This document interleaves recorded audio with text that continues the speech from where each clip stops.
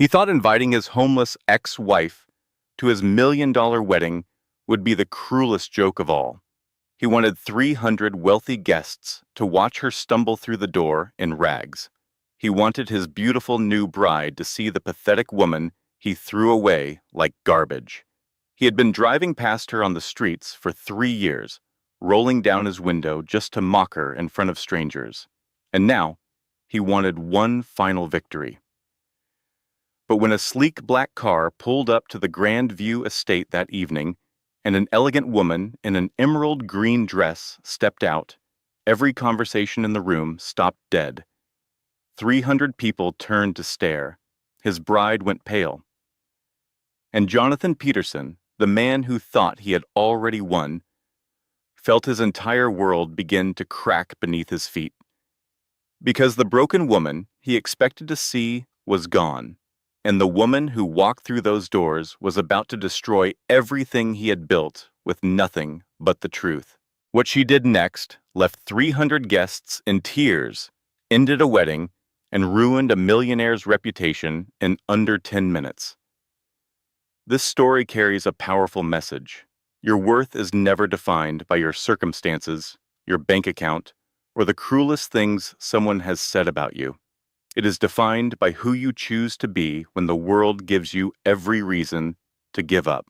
Elena lost everything except the one thing no one could take from her, her dignity. And that turned out to be more powerful than all of his millions combined. If this story touched your heart, please hit that like button and leave us a comment telling us where you are watching from today. Share this video with someone who needs to hear this message right now. And if you have not already, subscribe to our channel and turn on the notification bell so you never miss a story like this one. Your support means more than you know. He thought it would be the ultimate humiliation. Inviting his homeless ex-wife to his $1 million wedding, knowing she would show up in rags, desperate and broken. He wanted 300 wealthy guests to see her begging for scraps at his table. He wanted his beautiful new bride to see the pathetic woman he had left behind. He wanted everyone to witness his final victory over the woman who once believed in him when nobody else did.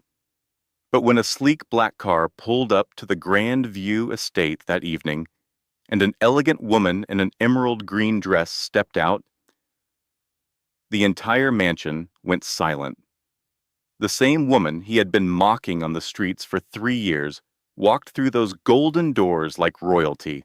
Heads turned, whispers spread like wildfire through the crowd, and Jonathan Peterson's face went completely white because the homeless woman he expected to see was nowhere to be found. And what happened next would destroy his perfect wedding, shatter his reputation, and change both of their lives forever. Hello everyone, welcome to our story. Before we continue, please do not forget to like this video and subscribe to our channel. Also, tell us in the comments where you are watching from today. Are you in London, maybe Los Angeles, Toronto, or somewhere else entirely? We would love to hear from you. Now, let us go back to where it all began.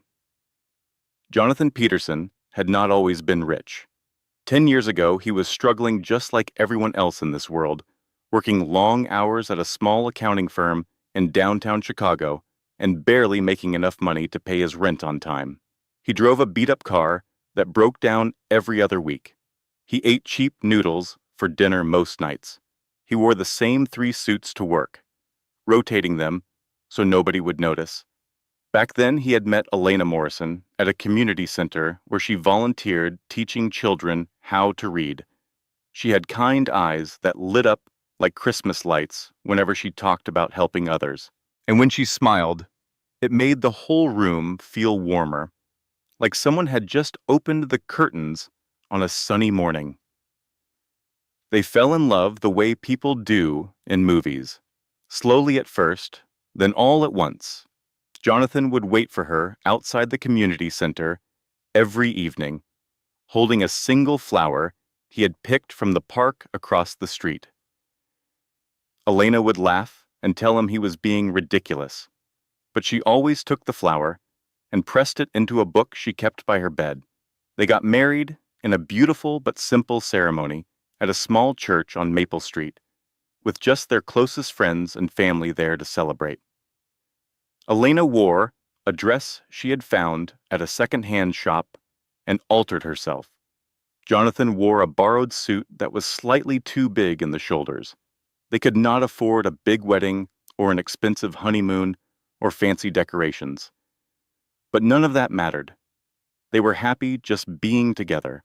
They were two people who had found something real in a world full of pretend, and that felt like more than enough.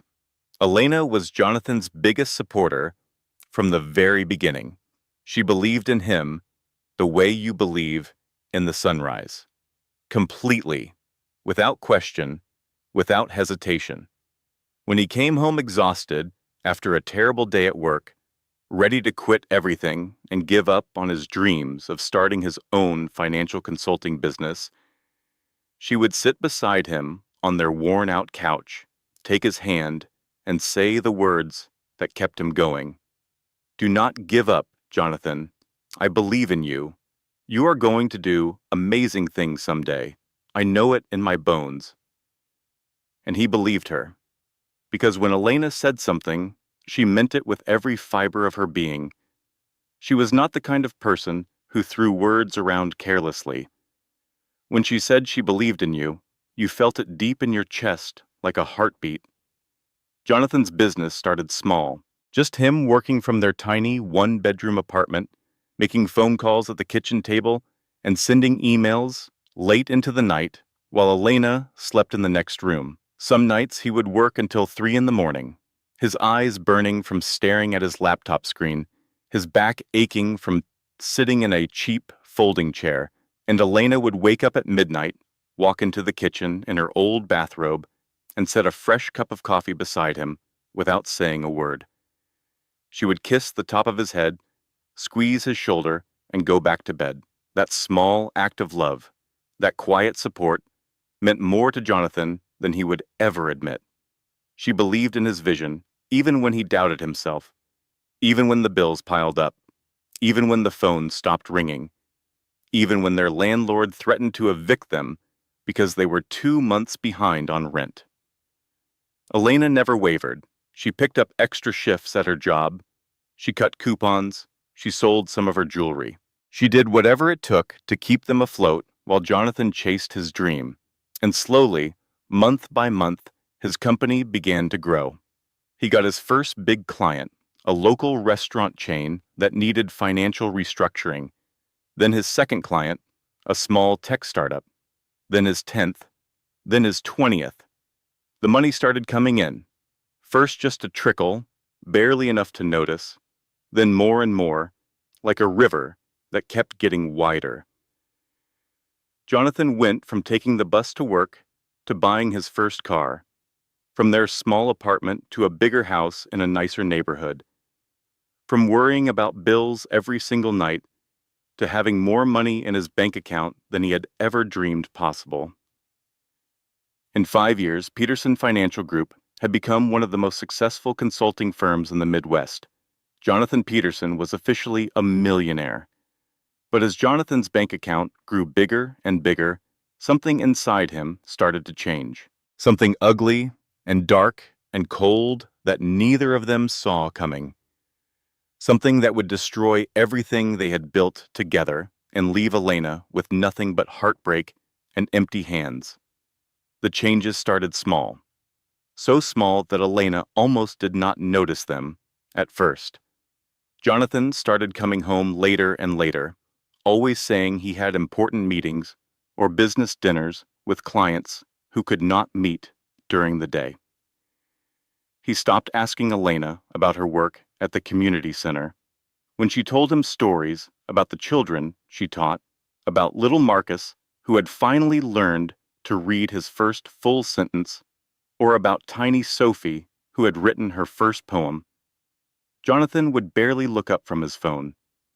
When Elena cooked his favorite meals and set the table nicely with candles and fresh flowers, he would eat quickly and leave the table, saying he had work to do in his office.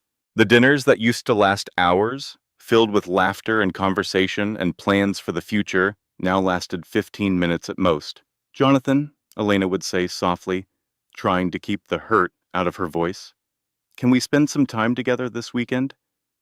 Just you and me, like we used to? Maybe we could go to that little Italian place on 5th Street.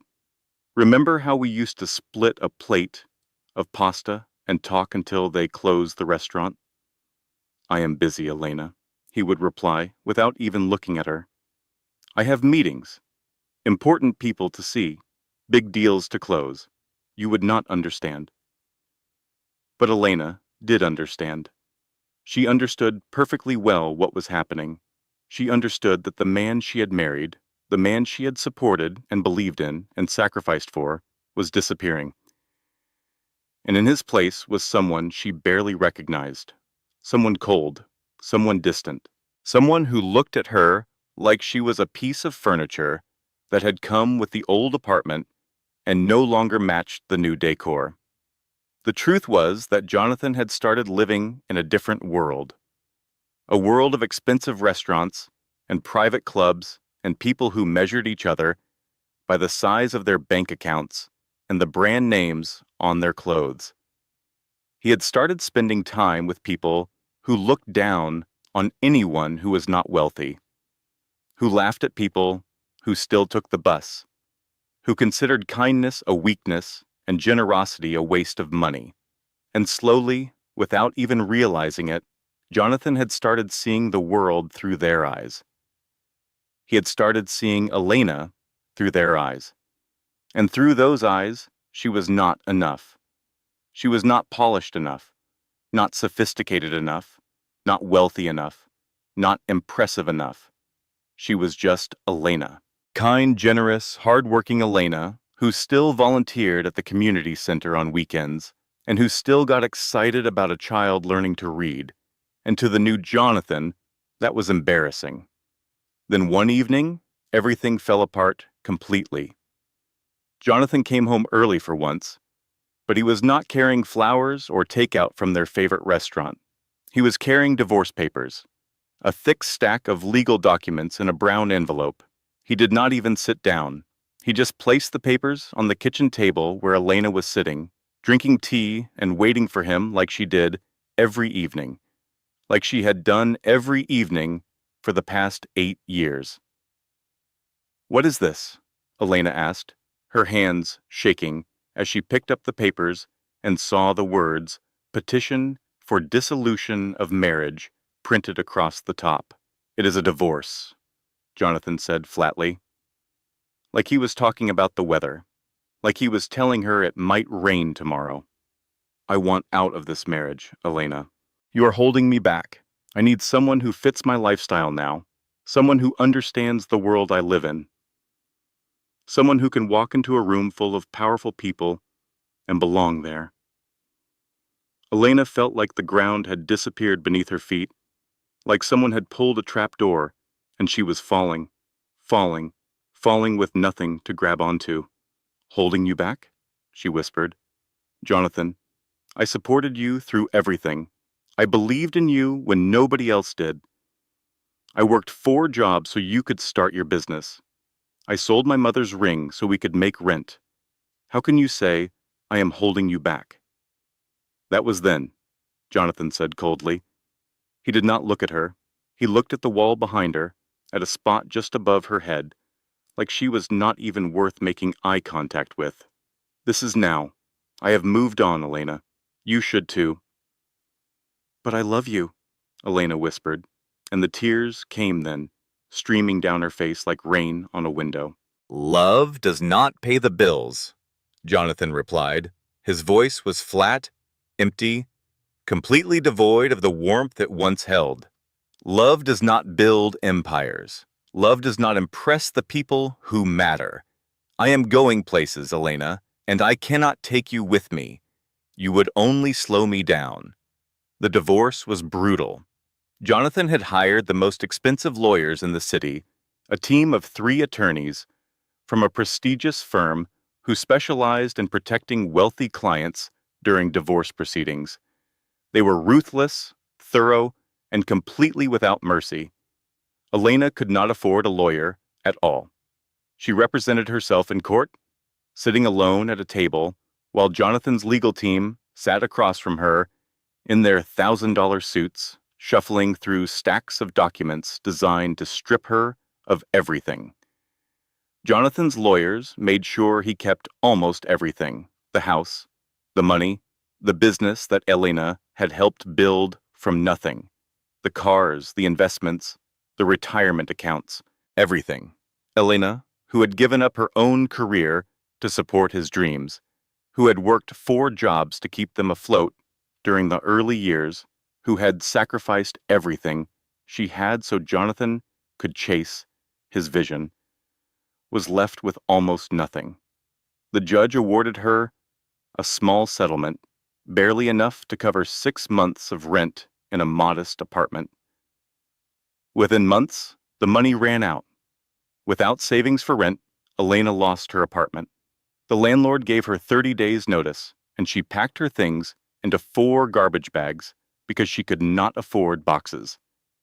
Without a place to live, she could not get a job because every application required a permanent address. She tried using the community center's address, but employers checked and found out she did not actually live there.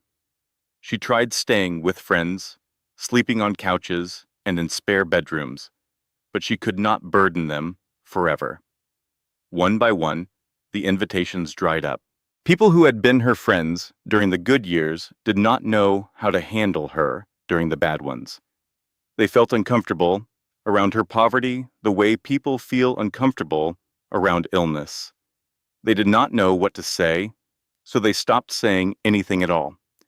Eventually, on a cold Tuesday night in November, Elena Morrison ended up on the streets. She spent her first night sleeping on a bench in Lincoln Park, wrapped in a thin blanket she had taken from the last friend's house, shivering so hard her teeth chattered until dawn. It happened so fast it felt like a nightmare. One day, she was a married woman with a home and a husband and a life that made sense. The next day, she was homeless, sleeping on cardboard boxes in doorways, trying to stay warm with thin blankets that smelled like someone else's sadness, standing in line at shelters, hoping for a bed, hoping for a meal, hoping for someone to look at her and see a human being instead of a problem. But even living on the streets, even at her absolute lowest point, Elena Morrison never lost the thing that mattered most: her kindness. She would share her food with other homeless people who looked hungrier than her. She would comfort frightened children she met at the shelters.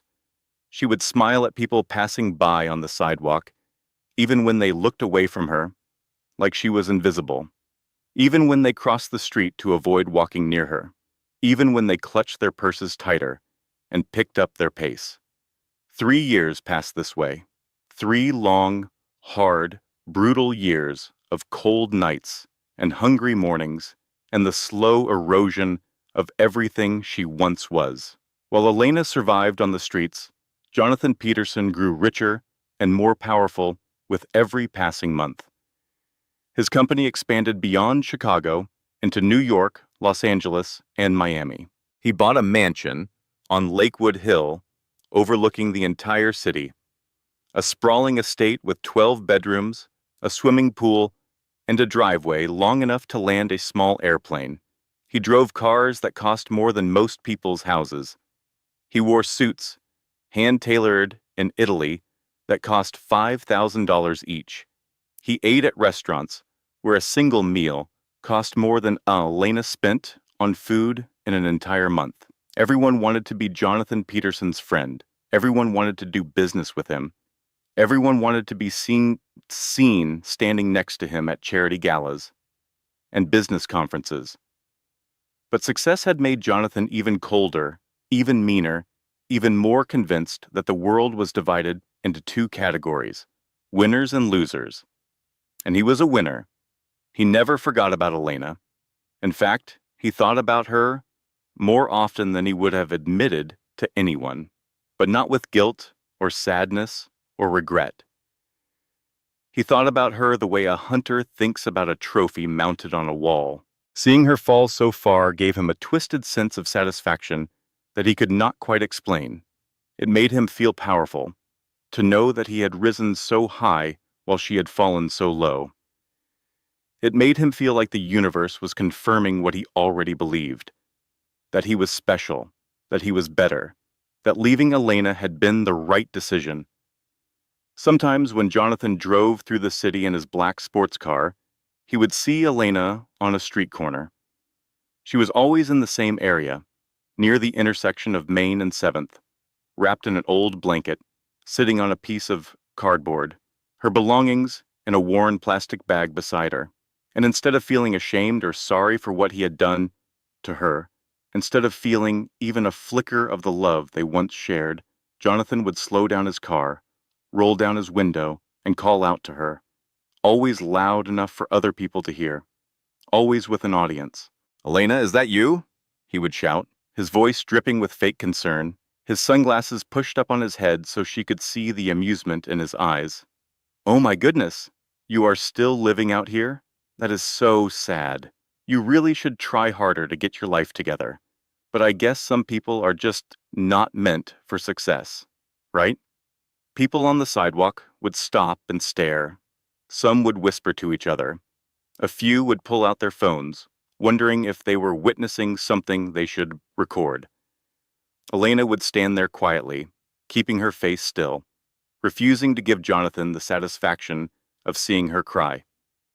She had learned that trick in her first year on the streets, how to keep the pain inside, how to build a wall between what she felt and what she showed. This happened many times over the 3 years, at least once a month, sometimes more. Each time, Jonathan felt more powerful. Each time, he pushed a little harder, said something a little crueler, stayed a little longer, to make sure his words landed. "You know, Elena," he said during one particularly cruel visit, leaning out of his car window, while 3 women on the sidewalk watched with wide eyes. "I saw a documentary about homeless people last night. Very depressing stuff. And I thought of you. I said to myself, that is exactly what Elena's life looks like now. Is it not funny how things work out? I followed my dreams and became a millionaire. And you followed your heart and became, well, this." He gestured at her blanket, her cardboard, her plastic bag of belongings. Then he laughed and drove away, the engine of his $200,000 car roaring as it disappeared down the street. Elena watched him go. She did not cry. She did not scream. She did not chase after his car or throw anything or collapse on the sidewalk. She just stood very still and waited for the trembling in her hands to stop. Then she sat back down on her cardboard, pulled her blanket around her shoulders, and went back to surviving. Because that was what Elena Morrison did. She survived, quietly, stubbornly, with a grace that Jonathan Peterson would never understand because he had never needed it. But everything was about to change. Everything was about to change because of one cream-colored envelope that would arrive in Elena's hands on a cold Tuesday morning, an envelope that contained an invitation to Jonathan's wedding to a beautiful, successful woman named Sarah Elizabeth Moore. An invitation that was meant to be the final humiliation, the ultimate proof of Jonathan's superiority. An invitation that would instead become the beginning of the most shocking night of Jonathan Peterson's entire life. It was a Tuesday morning in mid-November, and the city was just waking up.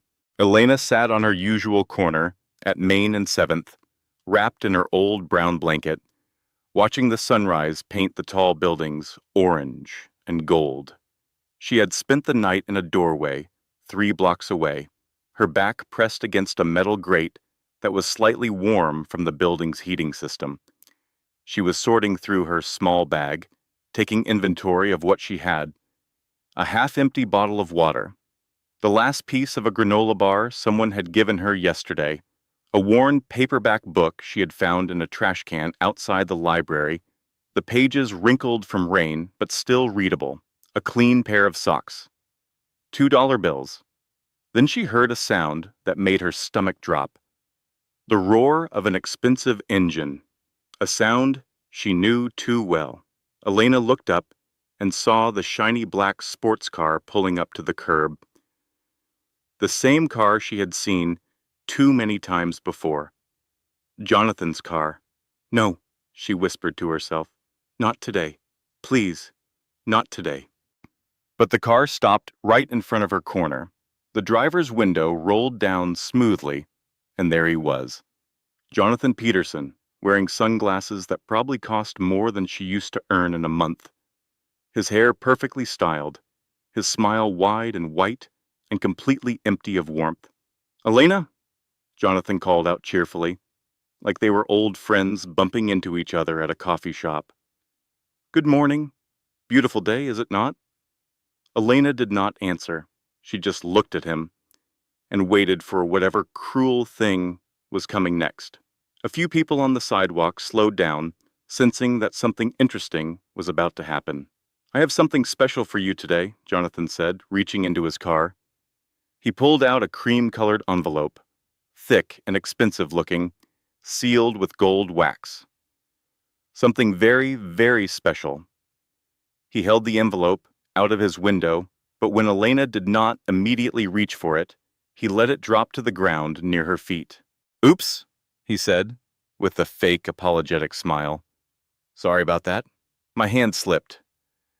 The small crowd that had gathered watched in uncomfortable silence. Nobody told Jonathan to stop. Nobody helped Elena pick up the envelope. It is an invitation to my wedding, Jonathan announced, making sure his voice carried to everyone within earshot.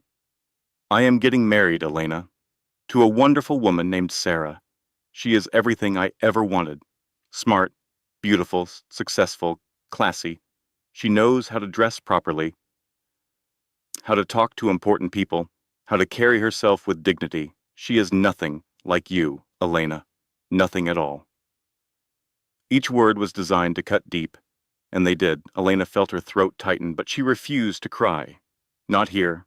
Not in front of him. Not in front of all these watching strangers who would forget about her the moment they turned the corner. The wedding is at the Grandview Estate, Jonathan continued. 300 guests. The mayor will be there. Business leaders, celebrities, people who actually matter. And I want you to come too. I really do. Because I am a generous person, Elena. I think you deserve to see what real success looks like. He paused, his smile growing wider and crueler. I will even save a plate of food for you. You must be hungry all the time, right? Well, at my wedding, there will be food you cannot even imagine. Lobster, filet mignon, chocolate desserts that cost $50 each. You can eat until your stomach hurts. Consider it my last gift to you. He started his engine. 1 week from today. Saturday evening at 7. Formal attire required, of course. He said formal attire like it was a punchline to a joke only he found funny. Then he put his sunglasses back on, gave her one last condescending smile, and drove away. The expensive engine roared as the car disappeared down the street. The crowd slowly dispersed. A woman glanced back at Elena with something like pity in her eyes, then shook her head and kept walking. Within 2 minutes, Elena was alone again. She sat very still for a long time, staring at the cream-colored envelope on the dirty sidewalk. She did not pick it up right away. She just looked at it, thinking about everything Jonathan had said, everything he had implied, everything he wanted to happen at his perfect wedding. He wanted her there as a prop, a visual aid for his success story. Look, everyone, this is my ex-wife. She used to be the someone, and now she is nothing. Look how far I have risen. Look how far she has fallen. Is it not wonderful to be me? This invitation was not an act of kindness. It was a trap. Carefully designed, precisely calculated, intended to be the final, ultimate humiliation. Elena reached down, slowly, and picked up the envelope. Her hands were shaking, but not from the cold. They were shaking from something she had not felt in a very long time. Not sadness, not self-pity, not acceptance. Anger. Pure, burning, righteous anger. She opened the envelope and read the invitation. Gold lettering on thick cream paper. You are cordially invited to celebrate the wedding of Jonathan Michael Peterson and Sarah Elizabeth Moore. Saturday, the 23rd of November, 7 o'clock in the evening. The Grand View Estate. Formal attire required. At the bottom, in Jonathan's own handwriting, were the words, Dear Elena, please do come. I insist. It would mean so much to have you there. Jonathan. Elena read the invitation 3 times. Each time, the anger burned hotter. But alongside the anger was something else. Something powerful, something she had not felt in 3 years. Determination. She folded the invitation carefully and put it in her bag. Then she stood up, her legs stiff from sitting on cold concrete, and looked down the street in the direction Jonathan's car had disappeared. 1 week, she said quietly to herself. I have one Freitag. She was going to that wedding, and when she walked through those doors, she was not going to be the broken, defeated woman Jonathan expected to see. She was going to remind him and everyone in that mansion that her worth had never come from money or status or fancy clothes. It had always been inside her.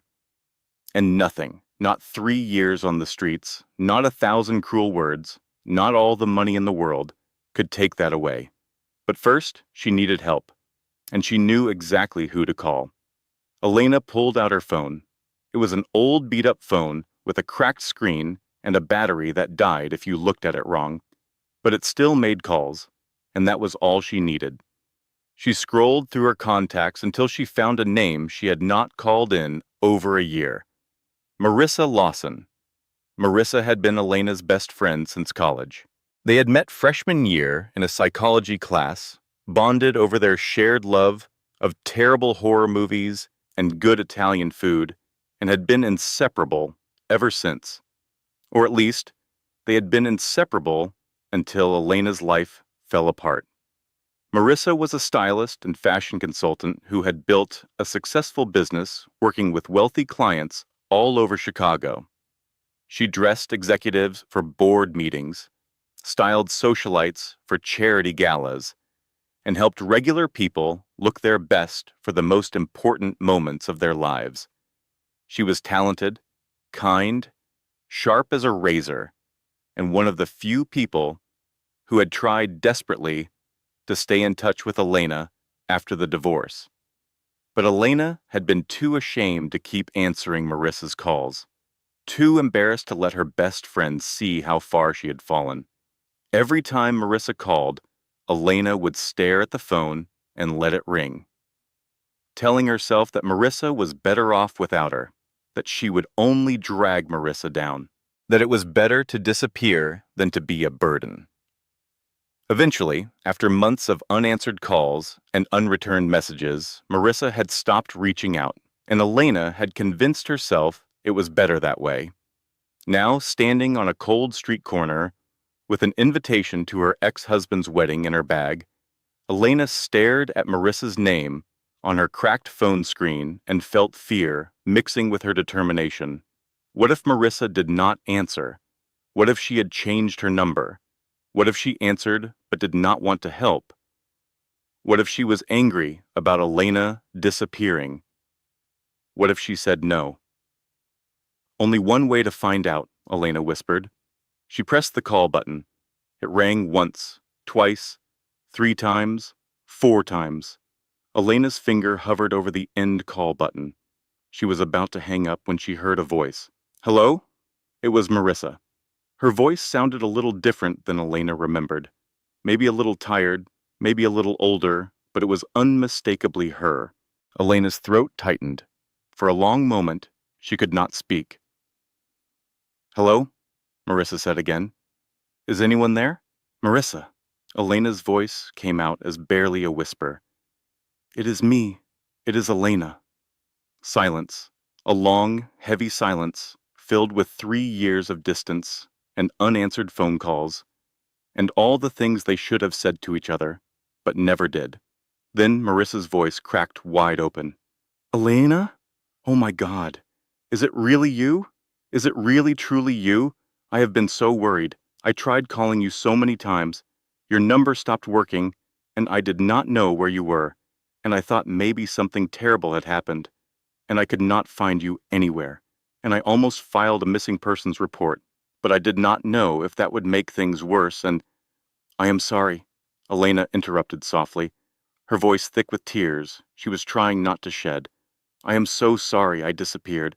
I was ashamed, Marissa. I was so ashamed of what my life had become. I thought it would be easier to just let go of everything and everyone from my old life. I thought I was protecting you." "Protecting me? Elena, where are you right now? Are you safe? Are you okay?" Elena looked around at the street corner, at her old blanket, at the cardboard she sat on, at the pigeons pecking at crumbs near her feet, at the people walking past without seeing her. "I am not okay, Marissa. I have not been okay for a long time, but I need your help. I need your help with something really important, something that cannot wait." "Anything," Marissa said immediately, without a single moment of hesitation. "Tell me what you need, and I will help. Where can we meet?" "There is a coffee shop on Main Street, the one with the blue awning, next to the flower shop." "Do you know it?" "I know it. Can you be there in 1 hour?" Elena looked down at herself. Her faded clothes, her tangled hair, her shoes with the soles coming loose. She probably looked like someone the coffee shop manager would escort to the door before she could sit down. "I will be there," Elena said. "And Elena?" "Yes?" "Thank you for calling me. I mean that. Whatever you need, whatever has happened, we will figure it out together. I promise you that." They hung up. Elena stood on the street corner for a moment, holding her cracked phone against her chest, feeling something she had almost forgotten existed. Hope. 1 hour later, Elena was sitting at a small table in the corner of the coffee shop, trying to make herself as invisible as possible. Through the window, she could see her reflection, and the woman staring back at her looked tired, worn, diminished. Nothing like the Elena who used to meet Marissa at places like this and laugh until her stomach hurt. The door opened, and Marissa walked in. She looked almost exactly the same as Elena remembered. Stylish, confident, put together. She wore a beautiful camel coat. Her dark hair was perfectly styled, and she carried herself with the easy confidence of someone who knew exactly who she was and liked that person just fine. But when her eyes landed on Elena in the corner, all that composure cracked like thin ice. Her eyes filled with tears, and her hand flew to her mouth. "Elena," Marissa whispered, rushing across the coffee shop. Elena stood up, and before she could say a word, Marissa wrapped her in a hug, so tight it was like she was trying to hold together all the broken pieces at once. It had been so long since anyone had hugged Elena that she had almost forgotten what it felt like. She closed her eyes and let herself be held, just for a moment, just long enough to remember that she was not completely alone in this world. "Tell me everything," Marissa said after they sat down, after she had ordered 4 muffins and 2 large coffees and slid them all across the table to Elena. "Tell me what happened, all of it." So Elena told her about the divorce, about the lawyers who took everything, about losing her apartment, then her job, then her friends, then her dignity.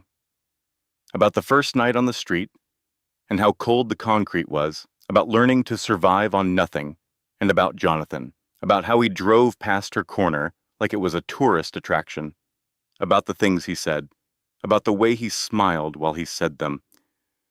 Marissa's face grew harder with every word, her jaw tightening, her hands gripping her coffee cup until her knuckles turned white. Then Elena reached into her bag and pulled out the cream-colored invitation. She slid it across the table, without a word. Marissa read it. Her eyebrows climbed higher and higher with each line. "He invited you to his wedding," she said, her voice dangerously quiet. "That man actually had the nerve to invite you to his wedding. As what? Entertainment?" "As proof," Elena said. "Proof that he won and I lost. He wants me to show up in rags so his 300 rich guests can see the pathetic homeless woman he left behind and congratulate him on his upgrade." That is the most disgusting thing I have ever heard in my life. "I am going, Marissa." Marissa blinked. "You are what?" "I am going to that wedding, but I am not going as the broken woman he expects to see. I am going to walk into that mansion with my head held high, and I am going to look every single person in that room in the eye, and I am not going to be ashamed. Not anymore, not ever again." Marissa stared at her for a long, charged moment. Then, slowly, a fierce smile spread across her face. "Okay," she said. "Then we have work to do." Now I want to pause here for just a moment, because some of you listening to this right now might be thinking about your own life. Maybe you know what it feels like to be defined by your worst moment. Maybe someone has looked at you and seen your circumstances instead of your character. Maybe someone has treated you like you are less than, not because of who you are, but because of what you are going through.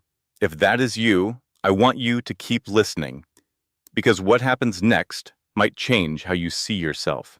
Marissa took Elena home to her apartment that afternoon. It was in a nice building downtown, the kind with a doorman and an elevator that did not smell like anything. Elena took the longest shower of her life, standing under the hot water until it ran cold, washing away 3 years of grime and shame and other people's judgments. When she came out, wrapped in a soft bathrobe, she found Marissa sitting on the couch with a notebook full of plans and a phone full of contacts. "I called in every favor I have," Marissa said, tapping her pen against the notebook. "My friend Sophia, one of the best dress designers in the city, is meeting with us tomorrow to create something incredible. My hairstylist Marco has cleared his Friday afternoon, and my makeup artist friend Lisa heard the whole story and volunteered to help for free because, and I quote, she wants to be part of the moment that awful man gets what he deserves." "Marissa, this is going to cost a fortune," Elena protested. "I cannot let you spend your money on me. You are not letting me do anything. I am choosing to do this. This is not charity, Elena. This is war, and I intend to win." The week passed in a blur of fittings and practice and preparation. Sophia created a dress that made Elena gasp when she first saw it. Deep emerald green, floor length, with a subtle shimmer that caught the light like water. It was elegant without being flashy, sophisticated without being cold. The kind of dress that made people stop and stare, not because it was expensive, but because the woman wearing it looked like she belonged in it. Marco spent 2 hours on Elena's hair, cutting away the damage and styling what remained into soft, elegant waves that framed her face like a painting. He stood back when he was finished and said, "My God, this woman has been hiding under there this whole time." Lisa worked her magic with brushes and powders and colors, enhancing Elena's features without hiding them, making her look not like a different person, but like the best version of herself. But the physical transformation was only half of what Marissa had planned. Every evening that week, after the stylists had gone home, Marissa and Elena sat together in the living room and worked on something far more important than hair and makeup: confidence. "When you walk into that ballroom," Marissa said, standing in front of Elena like a drill sergeant, "you cannot hesitate, you cannot look down, you cannot apologize for being there. You are not sneaking in through the back door. You are walking through the front entrance like you own every square inch of that mansion. I do not know if I can do that, Elena admitted. It has been so long since I felt like I belonged anywhere. Then we practice until it feels natural. Stand up. Walk toward me. Head high, shoulders back, eyes forward.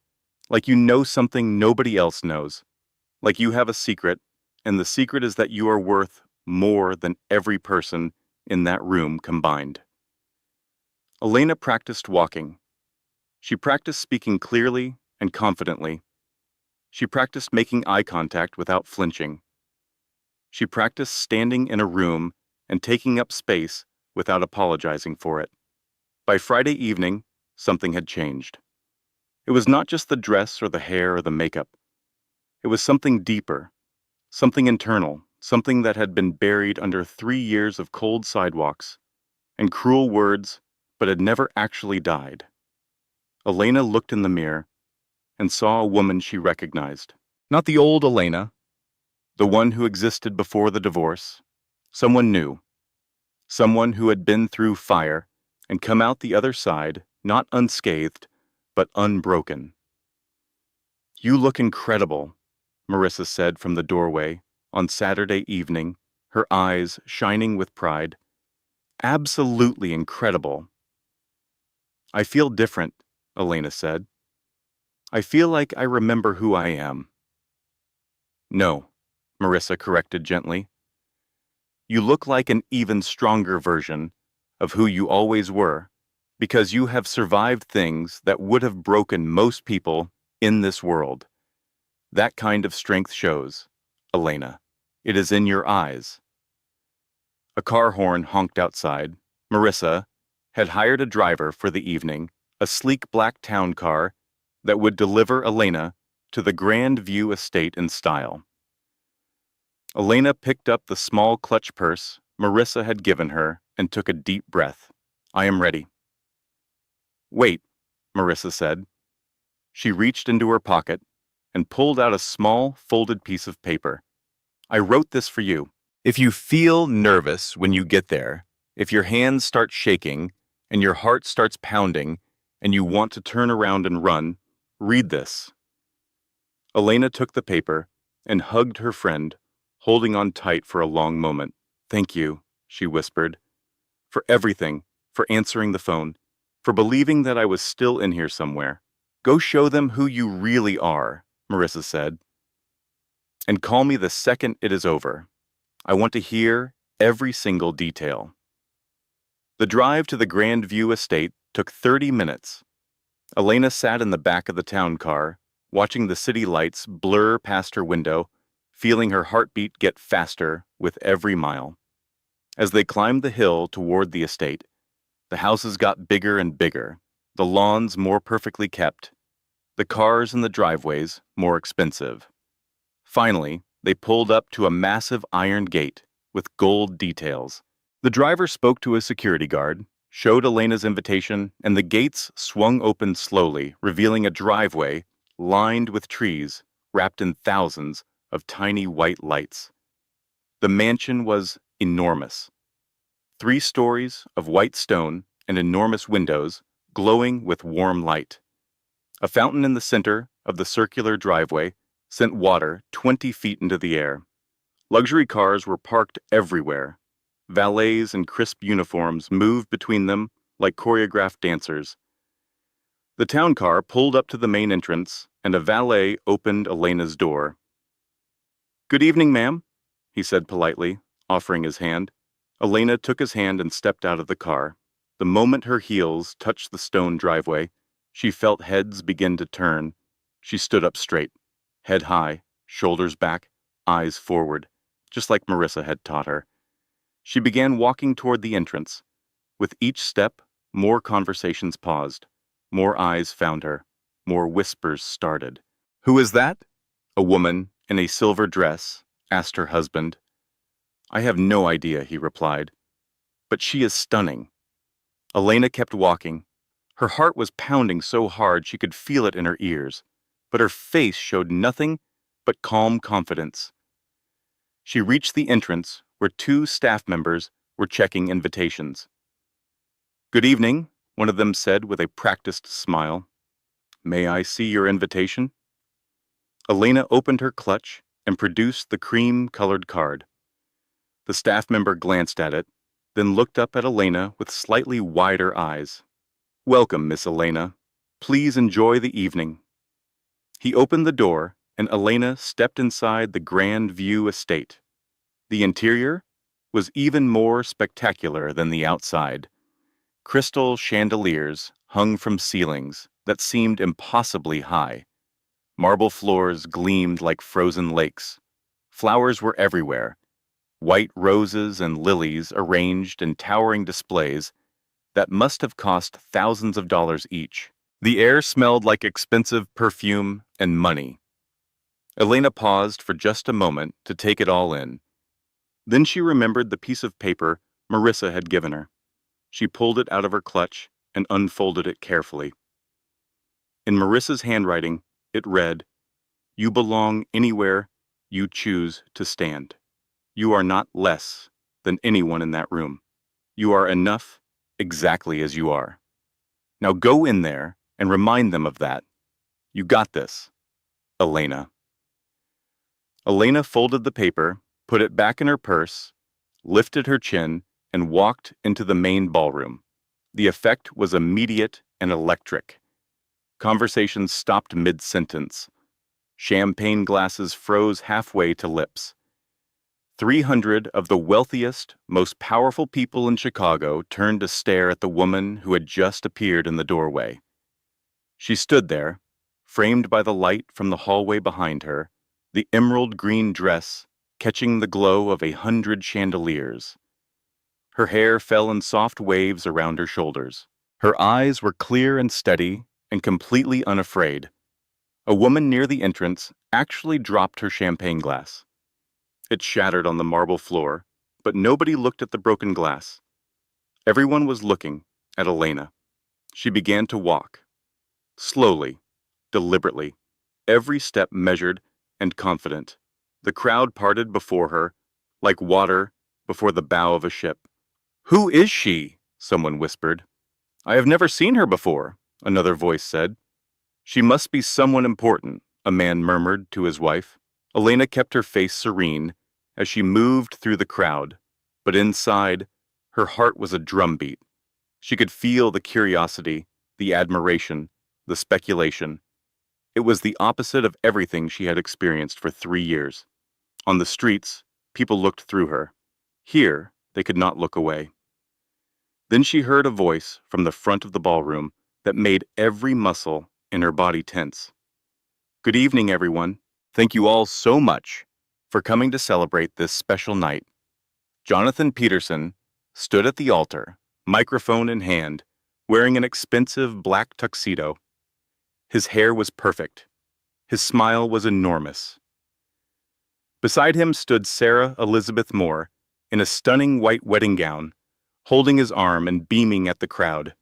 "Sarah and I wanted to share this moment with the people who matter most in our lives," Jonathan continued, scanning the crowd with the satisfied expression of a man who believed he had everything figured out.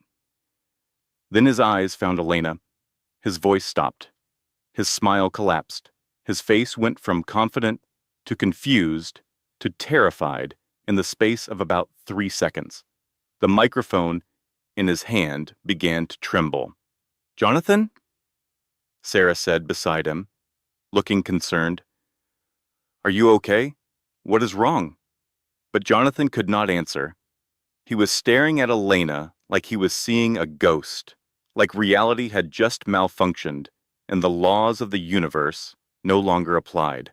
Around the ballroom, people began to follow Jonathan's frozen gaze. One by one, 300 heads turned toward the woman in the emerald green dress. And then the whispers started. "Is that who I think it is? It cannot be.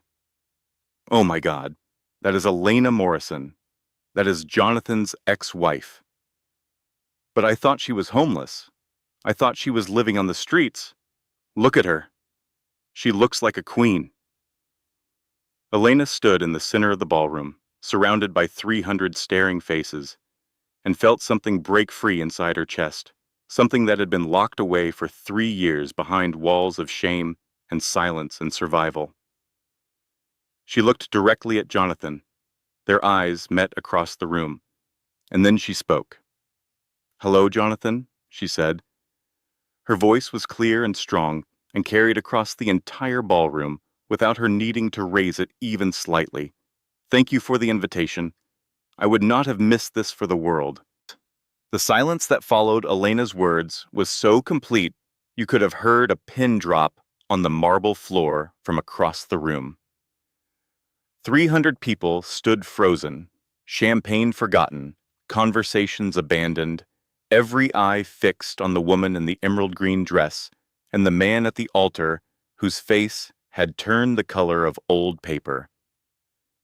Jonathan's mouth opened and closed several times before any sound came out.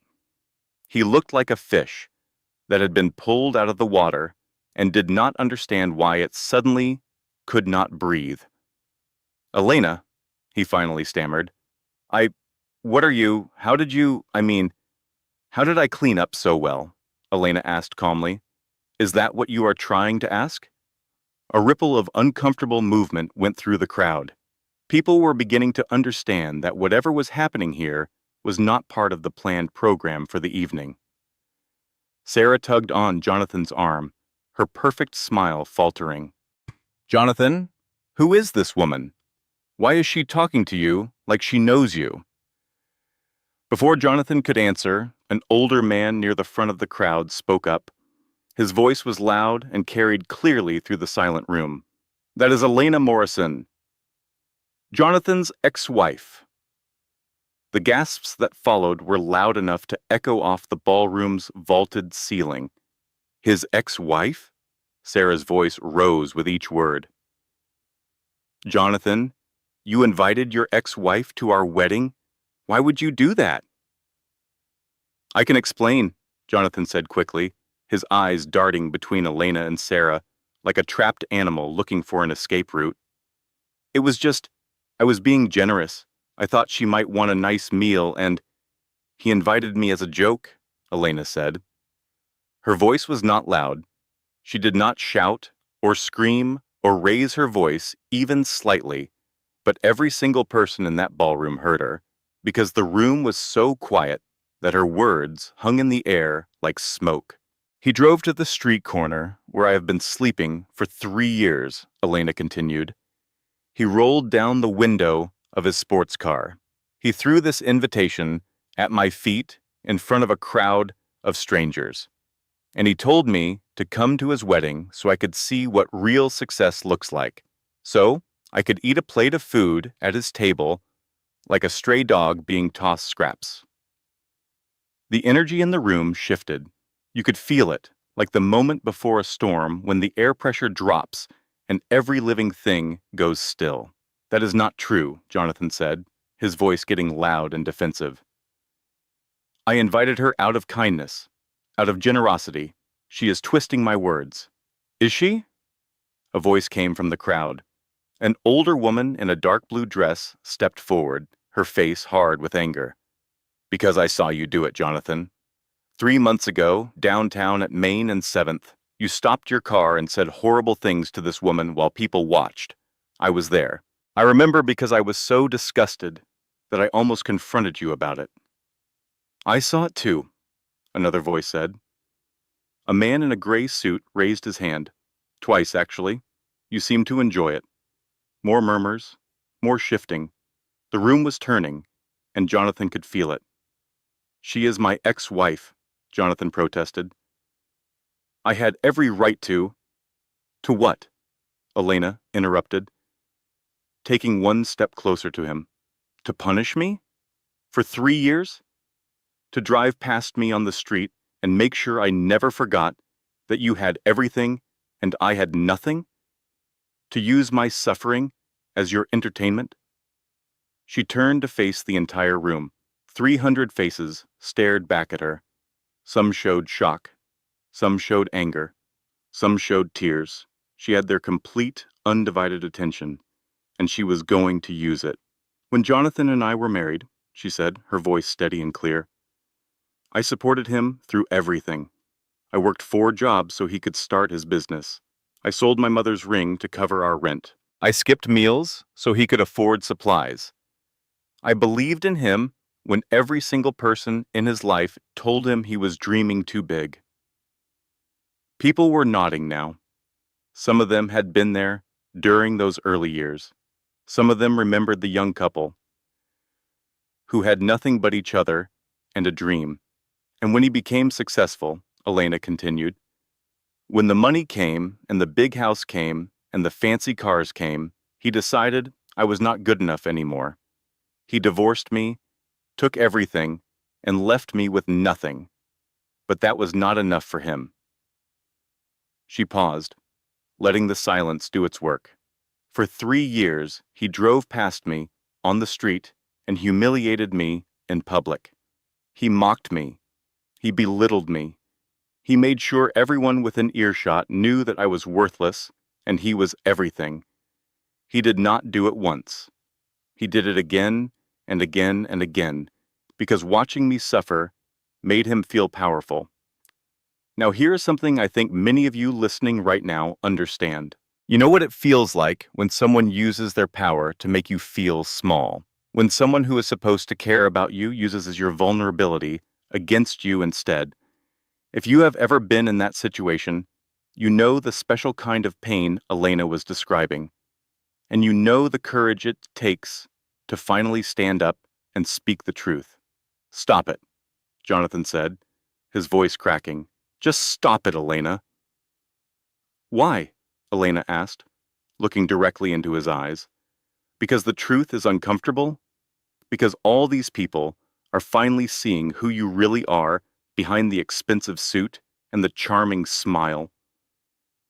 Thomas Crawford, a silver-haired businessman who was one of the most respected figures in Chicago's business community, stepped forward from the crowd. His face was grave. Is this true, Jonathan? He asked.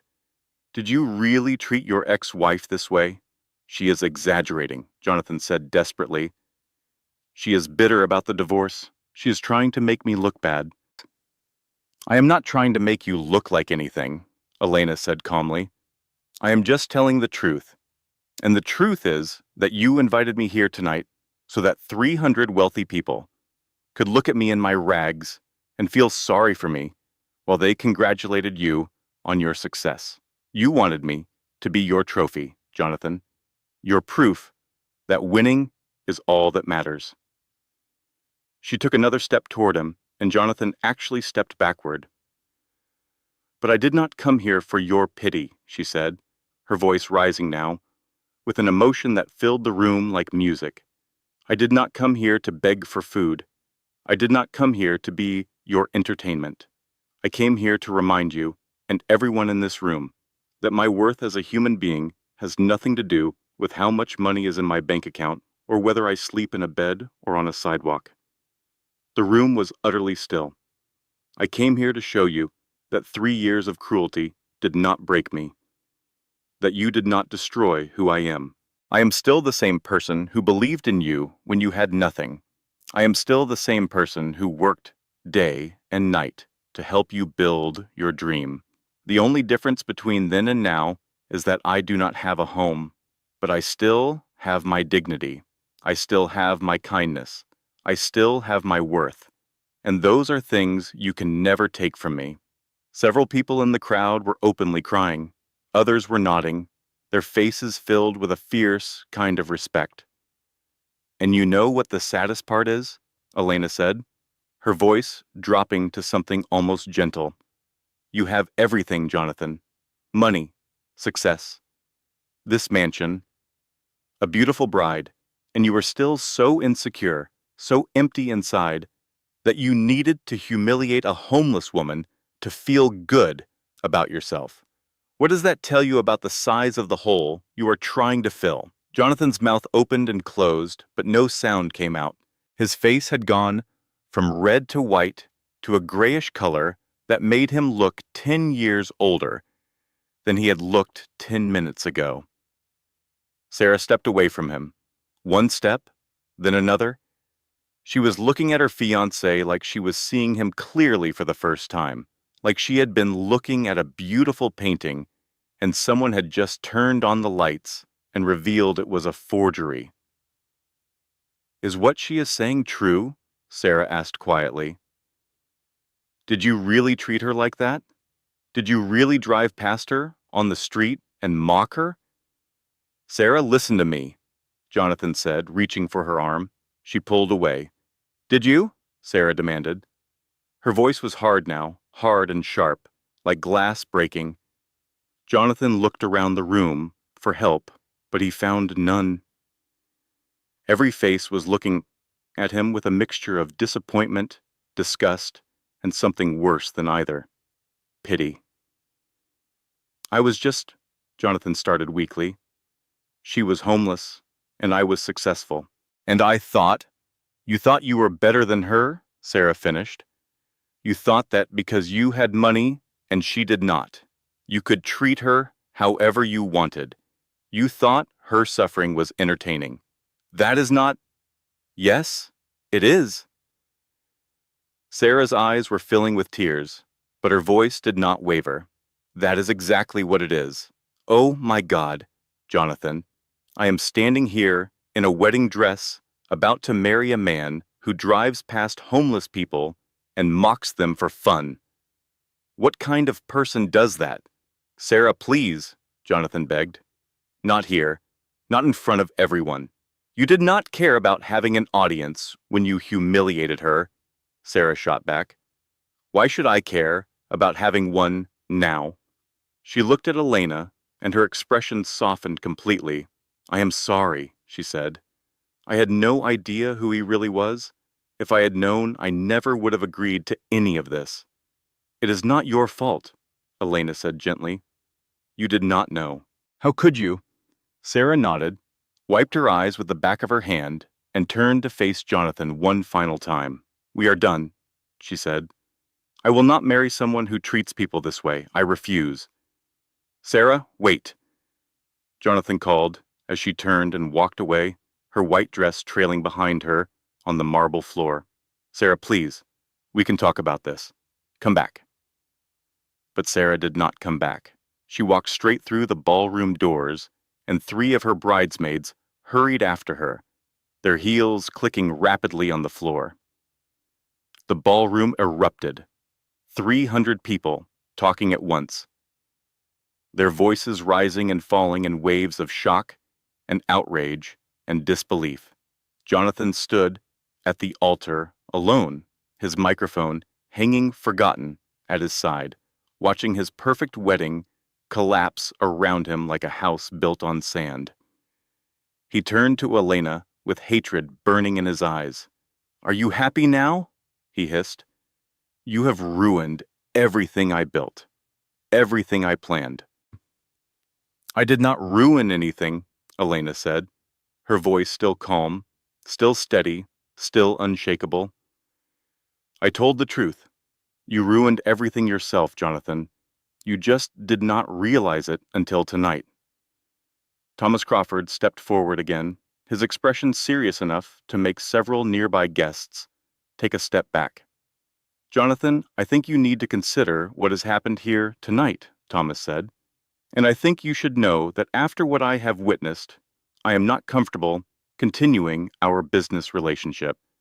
I do not associate with people who treat other human beings the way you have treated your ex-wife. What? Jonathan's eyes went wide. Thomas, you cannot be serious. We have been partners for 5 years. And in 5 minutes tonight, I have learned more about your character than I learned in all 5 of those years. Other voices joined in. A woman in a red dress who owned a chain of retail stores. A man with silver cufflinks who ran a private equity firm. A couple who controlled one of the largest real estate portfolios in the Midwest. I am out too. This is unacceptable. We should have seen this sooner. I do not want my name associated with someone who treats people this way, because if this is how he treats a woman who sacrificed everything for him, how will he treat us if things go wrong. One by one, then in groups, the guests began moving toward the exits. The wedding that was supposed to be the crowning achievement of Jonathan Peterson's life was emptying out like a theater at the end of a bad movie. People shook their heads as they walked past Jonathan. Some could not even look at him. Others looked at him too long, with expressions that made him flinch. Jonathan stood at the altar, surrounded by flowers and candles and empty chairs, watching his reputation, his relationships, and his carefully constructed image disintegrate in real time. Elena watched it all unfold with a strange mixture of emotions. She did not feel joy. She had not come here to destroy Jonathan's wedding, or end his engagement, or drive away his business partners. She had come here to stand up straight and speak the truth and refuse to be ashamed anymore. But the truth, once spoken, has a way of doing its own work. And the truth about Jonathan Peterson was doing plenty of work tonight. She turned to leave. Elena, wait. She turned back to see Thomas Crawford approaching her, followed by a small group of people. Miss Morrison, Thomas said respectfully, I do not know if you remember me. We met several years ago at a literacy fundraiser. You were organizing the entire event. I remember, Elena said, surprised that he remembered her. I was impressed by your work then, Thomas said. And I am even more impressed by what I have witnessed tonight. What happened to you, losing everything, ending up on the streets, that could happen to anyone. A bad divorce, bad luck, one wrong turn. But how you have carried yourself through it, how you have maintained your humanity and grace despite everything, that is extraordinary. A woman in a blue dress stepped forward. I run a nonprofit that helps people experiencing homelessness rebuild their lives, she said. Job training, housing assistance, career counseling. I would love to talk to you about joining our team. Your first-hand experience would be invaluable, and honestly, we need someone with your heart. I have connections to housing programs, another man added. I can help you find a place to live. I own a staffing agency, a woman said. When you are ready, I can help you find work. Elena looked at all these people, these strangers who, 20 minutes ago, might have walked past her on the street without a second glance and felt tears forming in her eyes for the first time that evening. But these were not tears of sadness or shame or pain. These were tears of something she had almost forgotten the name of. Hope. Why? She asked softly. Why are you all being so kind to me? Thomas smiled warmly. Because you reminded us of something important tonight, Miss Morrison. You reminded us that success is not measured by the size of your bank account or the address on your mailbox. It is measured by how you treat people, and you showed more grace and dignity in 10 minutes than some of us have shown in 10 years. Elena walked out of the Grandview estate surrounded by people who saw her, not the blanket, not the cardboard, not the worn shoes or the street corner. They saw her. Outside in the cool November air, Marissa was waiting by the car. She had been pacing back and forth for the past hour, checking her phone every 30 seconds, too anxious to sit still.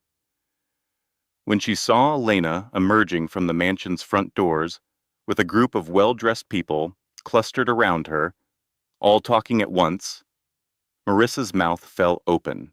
Elena excused herself from the group, promised to meet with each of them in the coming days, and walked to Marissa's car. What happened in there? Marissa demanded, her eyes wide as dinner plates. I have been losing my mind out here. And why are all those people following you? Did something happen? Did he see you? What did he do? What did you say? Tell me everything right now, or I am going to explode. Elena slid into the passenger seat and let out a long, slow breath. The kind of breath you release when you have been holding something heavy for a very long time and you finally set it down. Then she started laughing. Not a bitter laugh, not a hollow laugh, a real, genuine, from the belly laugh that filled the car and spilled out the windows. "I told the truth," Elena said simply. "I told everyone the truth about what Jonathan did to me." And Sarah called off the wedding. She did not. She did. She walked right out of the ballroom in her wedding dress. And then his business partners started pulling away from him one by one. Thomas Crawford told him to his face that he was reconsidering their partnership. Marissa stared at her for a long moment, then grabbed Elena's hand and squeezed it so hard it almost hurt. "I am so proud of you," she whispered. "So incredibly, unbelievably proud." As the car pulled away from the Grandview estate, Elena looked back at the mansion through the rear window. The lights were still blazing, but people were streaming out the doors in groups, shaking their heads, climbing into their cars, driving away from the ruins of Jonathan Peterson's perfect evening. Elena turned back around and looked at the road ahead. 3 months later, Elena stood in front of a small apartment building on Birch Street, on the east side of the city. It was not fancy. The lobby did not have a doorman. The elevator made a concerning sound when it moved between floors. The walls needed a fresh coat of paint, but it was hers. Thomas Crawford had connected her with a housing assistance program that helped her secure the apartment. The nonprofit director, whose name was Rachel, had hired Elena as a program coordinator, working directly with people experiencing homelessness to help them navigate the system and find their way back to stability. It was the perfect job for Elena. She knew what her clients were going through because she had been there herself.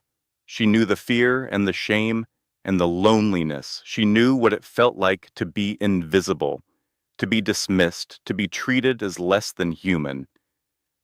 And she knew from her own experience that those feelings were lies, that every person sitting across from her desk was worthy of respect and compassion and a second chance. She was good at the job, really good. Within 2 months, she had helped 11 families find permanent housing. She had connected 23 individuals with job training programs. She had personally mentored 6 people through their first weeks of employment, showing up early to help them pick out interview clothes from the office donation closet, quizzing them on common interview questions, and sending them text messages on their first day that said simply, "You have got this. I believe in you." The same words she had once said to Jonathan a lifetime ago, except this time she was saying them to people who deserved to hear them. Marissa came over every Wednesday evening for dinner. They would cook something simple, pasta or soup or grilled cheese sandwiches, and sit at Elena's small kitchen table and talk for hours. Sometimes about important things, sometimes about nothing at all. Sometimes they just sat in comfortable silence, 2 old friends who had found their way back to each other and were grateful for it every single day. "Do you ever think about him?" Marissa asked one evening, twirling spaghetti around her fork. "Less and less," Elena said honestly. "At first I thought about him every day, about what he did, about what he said, about how he made me feel. But now, weeks can go by without him crossing my mind." "Good," Marissa said. "That is exactly how it should be." Elena heard through mutual acquaintances that Jonathan's life had taken a dramatic turn after the wedding that never was. Sarah had not only called off the engagement, she had told everyone she knew about what had happened that night. The story spread through Chicago's business community like wildfire. Several of his major business partners had quietly severed their relationships with him. 2 clients had terminated their contracts. A profile piece in a business magazine about up-and-coming entrepreneurs had been pulled when the editor heard about the incident at the Grandview estate. Jonathan was still rich. He still had his company, though it was smaller now. He still had his mansion on the hill, though it must have felt emptier. He still wore expensive suits and drove expensive cars, but he was alone. His cruelty had finally caught up with him, not in the form of punishment or revenge, but in the simple, natural consequence of people seeing who he really was and choosing not to be around him anymore. Elena did not celebrate his downfall. She did not gloat or feel satisfied or tell herself that he got what he deserved. She did not think about him much at all anymore. She was too busy living her life, helping others, and building something real and meaningful from the ashes of everything she had lost. Some nights, she would lie in her bed in her small apartment, listening to the sounds of the city outside her window, and think about the journey that had brought her here, the love she had given so freely, the betrayal that had shattered her world, the 3 years of cold concrete and empty stomachs, and the slow, grinding erosion of her sense of self. And then the invitation, that cream-colored envelope that was meant to be her final humiliation, but became instead the doorway to her resurrection. She thought about Marissa, who answered the phone after a year of silence and said, "Anything. Tell me what you need and I will help."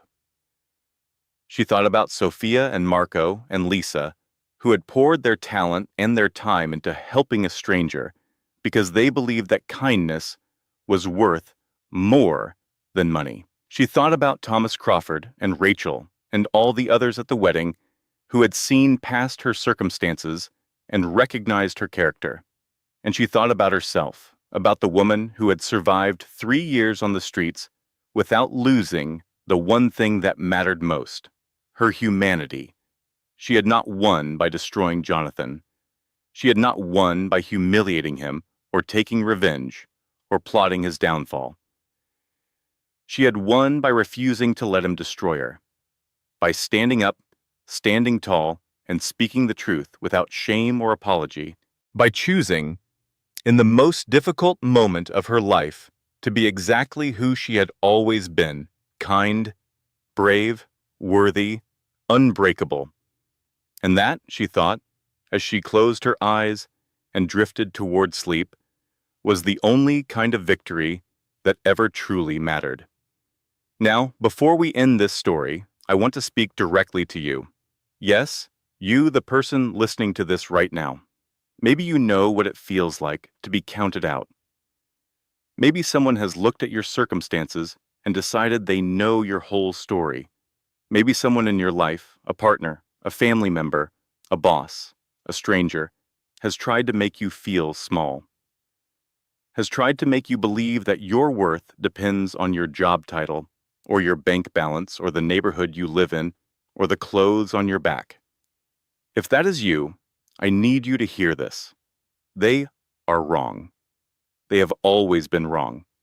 And deep down, in the part of yourself that still believes in who you really are, you know they are wrong. Your circumstances do not define you. Your bank account does not define you. Other people's opinions of you do not define you. You define you. The way you treat people when nobody is watching defines you. The way you get up after being knocked down defines you.